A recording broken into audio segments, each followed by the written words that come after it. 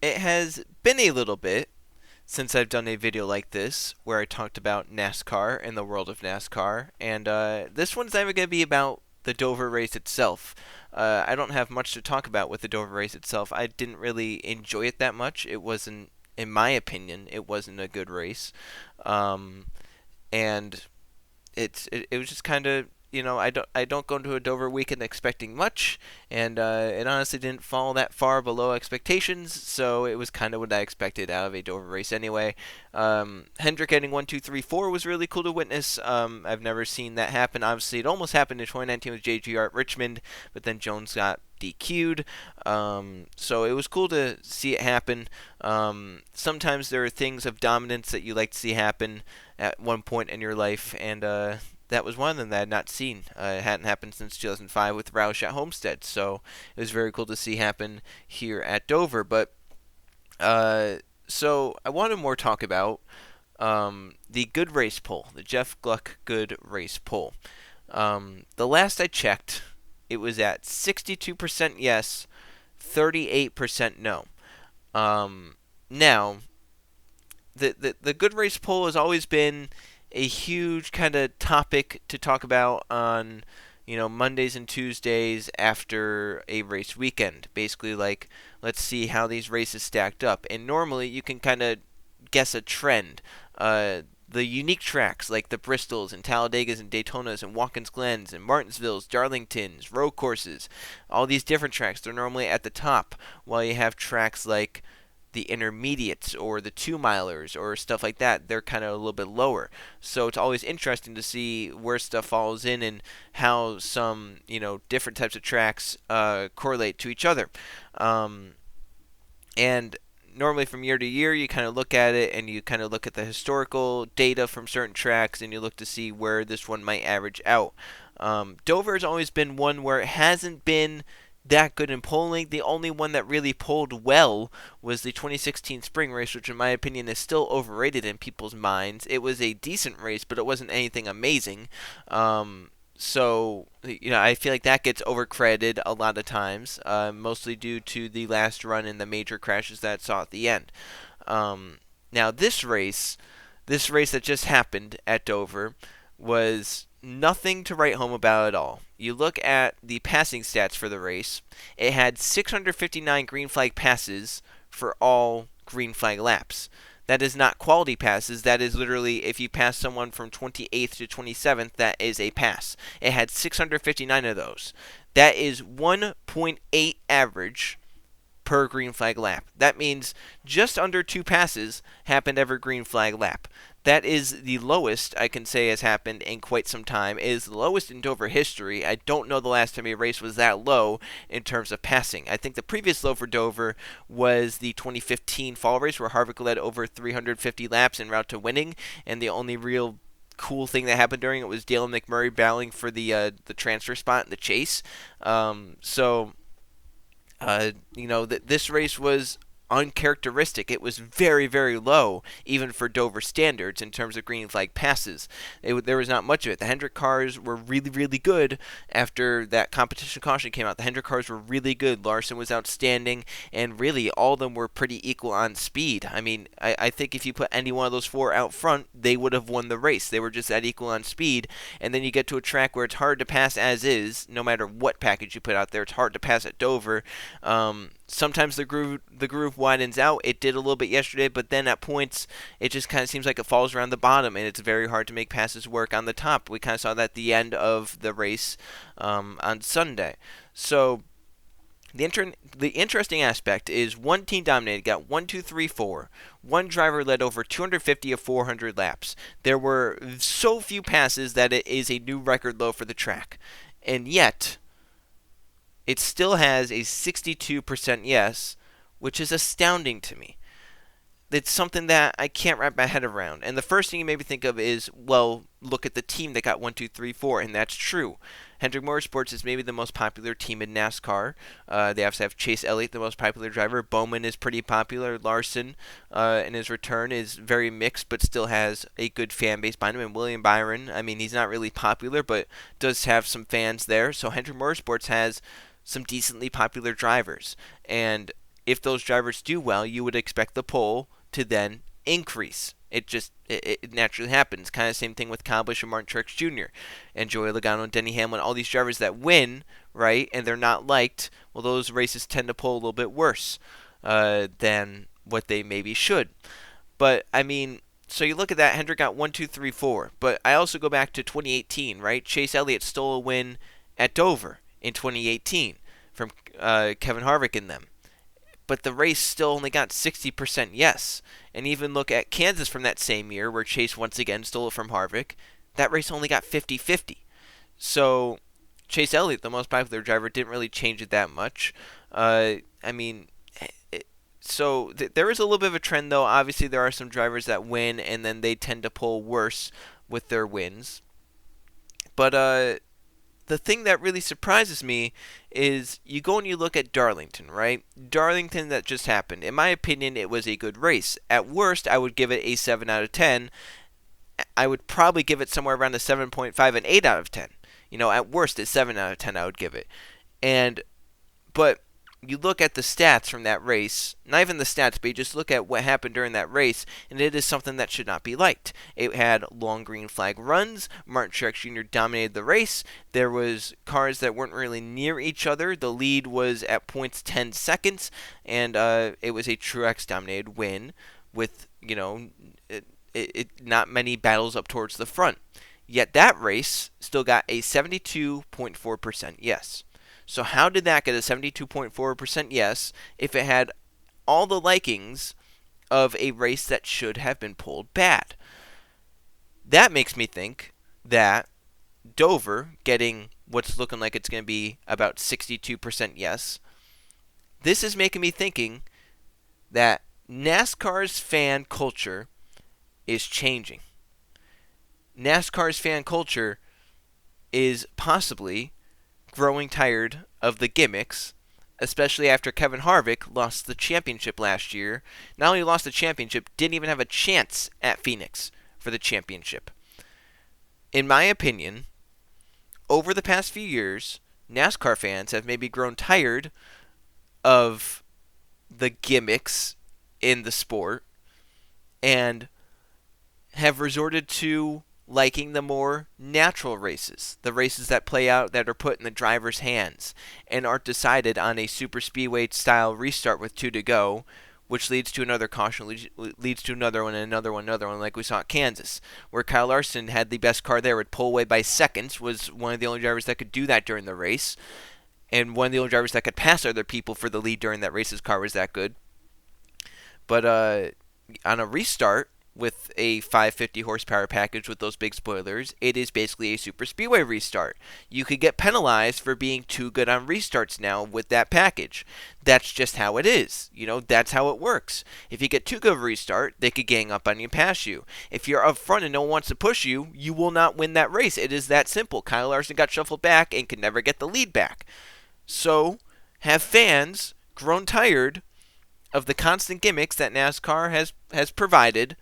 And are they maybe now saying, I like the more natural races. I like the races where it plays out like that, where sure you get yellows, but they're not fake yellows, and they it's not like NASCAR is trying to force something down people's throat to make it entertaining or exciting. And maybe that's what's happened. You look at F1, right? F1 was something where I didn't really watch anything of it prior to 2019. In fact, I think the first ever F1 racer I watched with interest was 2019 Germany, which is one of the craziest F1 races in recent memory. But, ever since 2019, I started watching a little bit more. In 2020, I tried to watch all of them, and so far in 2021, I've watched all the races. So, is that part of me saying, well, F1, while it's not the greatest in terms of competition, it is maybe the most natural you'll get. The races are very natural. The championship is very natural, stuff like that. Even IndyCar. I've started to watch a lot more IndyCar over the past few years. And that is because, once again, it's a natural series. They don't just throw yellows for nothing. And the championship format is designed so that the person who has the most points at the end of the season wins the championship. That's how it should be. So, with F1 ratings in the United States going up, and now on Sunday mornings when I go onto Twitter, more and more NASCAR Twitter is talking about F1. It's a trend that I've noticed over the past year or so, where you go onto Twitter, you're watching the F1 race, you go onto Twitter, and on NASCAR Twitter, there are people talking about the F1 race, whether it be reporters, fans, you name it. They're talking about the F1 race because people have become more interested in it, whether it be maybe the driver dynamic as well. There's some great personalities over in F1. Is that helping them? Definitely, for sure, but also I think that NASCAR fans have once again grown tired of gimmicks, and they're trying to go to where the gimmicks aren't, and they're trying to get their natural feel of racing out. NASCAR's fan base went really high at the beginning of the 2000s and slowly worked its way down to where it was around the 90s when its most hardcore fans were watching. This is basically now it's steadying out. It is wavering up and down just a little bit every week. It might go up a little bit, down a little bit, but it's not like it's not fluctuating that much. So is this now the hardcore NASCAR fans that are looking for natural stuff to play out, and they're not looking for entertainment, crash them up, green white checker with the championship coming down right to the last moment of the season, and instead people that want to see a race play out where the best driver in the best car or team or drivers and cars have the shot to win, rather than a potluck yellow with 5 to go with some crazy pit strategy that results in the driver who ran 13th all day standing out and able to stay out in front on worn tires to win. Is that maybe it? I don't know. This is not my opinion, but this is what I feel has happened over the past year, and I think the straw that broke the camel's back was Kevin Harvick not being champion last year. In my opinion, Kevin Harvick not even having a shot to win the championship at Phoenix was the last straw for many people, and they have said, I'll still watch NASCAR, but I'm going to go look at other forms of motorsports that are maybe more natural and don't try to force these Game 7 moments, stuff like that with it. Because after a while, right, when all the NASCAR commercials tell you to expect the unexpected, well, if you start to expect the unexpected every race, the unexpected becomes expected, and then the unexpected isn't unexpected anymore. The unexpected is the normal, which is not fun. When you try to force the unexpected to happen every race, it's not unexpected anymore. It is not special anymore. It is just another moment. You actually ruin the Game 7 moments by trying to force Game 7 moments. That's just how it happens. The less Game 7 moments that happen, the more special they are, the cooler they are. That's just how sports in general work. You don't want to force stuff to happen every game or every race, because then it's not special anymore. So by NASCAR doing that for years, trying to force things to happen in certain races, back in 2013, 2012, 2011, 2014, the debris yellows, trying to get stuff like that to happen. 2015, debris yellows, late in races or after a long green flag run. They were too spread out, debris yellows. Thankfully, those have gone away mostly because of stages. They've kind of replaced them. We get 2 debris yellows basically every race by stages. But I think that, all that stuff has driven fans away. And now we're down to the hardcore group of fans that have gone through all this stuff, and they are still supporting NASCAR. But you also have to look at other motorsports. IndyCar's TV viewership hasn't really gone down since it hit its lowest.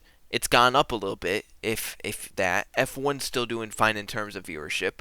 So, and you look at IndyCar, its worst period in terms of TV viewership was the period that a bunch of people say got them into IndyCar, but once again, the viewership wasn't really that great. That era is when they were pack racing at intermediate tracks. You think about Auto Club, which is quite possibly the most competitive race in history, where they had, what was it, like 100 lead changes or something crazy like that. Ultra dangerous type of racing, especially in an open wheel car. Pack racing in open wheel cars is not good. If you don't have fenders and doors to rub on, it's probably not going to work out. We saw that at at a few intermediate tracks over the past in IndyCar. But that type of racing, right, while it was cool to watch and while people did tune in, it didn't increase the viewership. That was the lowest point of viewership for IndyCar. And only until they went away from that did the viewership start to increase. Now, that also came with the change in TV deals to NBC, which kind of brought it up a little bit. But once again, if people liked it, they would have tuned in. They would have put the viewership up. So obviously, something about that did not work out.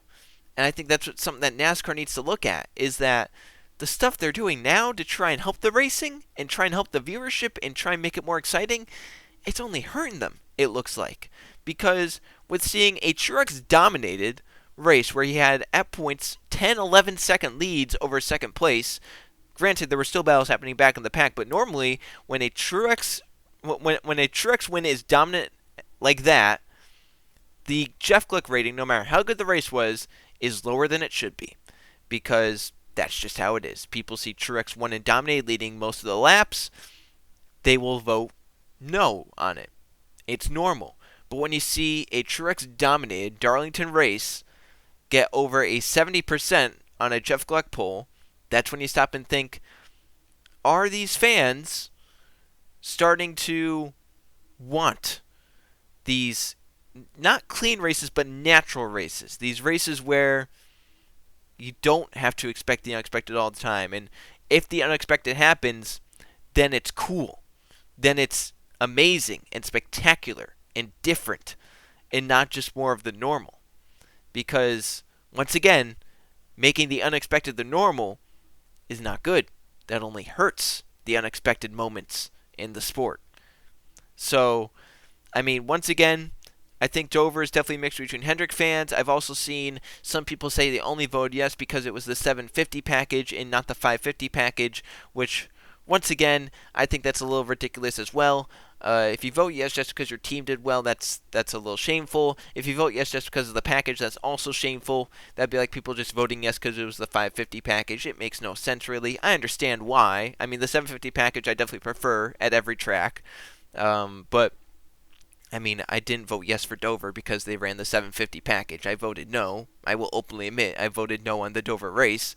I did not like it at all, but it just happens. Every package has bad races, right? So this was just one of them for this. It doesn't help that Dover's not an amazing racetrack, I'll be honest.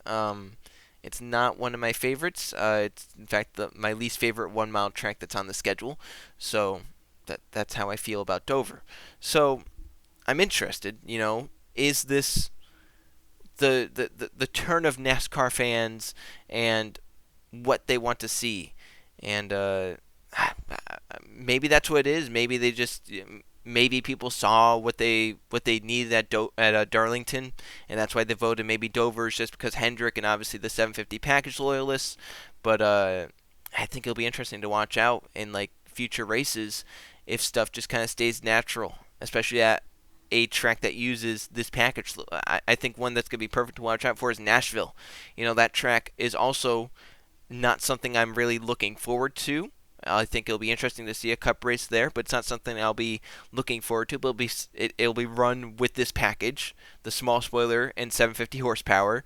So it'll be interesting to see if people react positively to that just because it's that, and if it will maybe be something that is a natural race that plays out. So that's my opinion, but not even an opinion. That's just something that I've been studying over the past few races. So that's it. Next up is COTA, the first time NASCAR will go there. We'll see how it goes.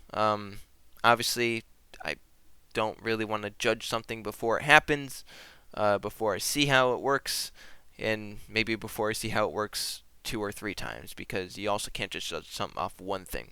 So, thanks for watching, and I'll see you guys for the next video.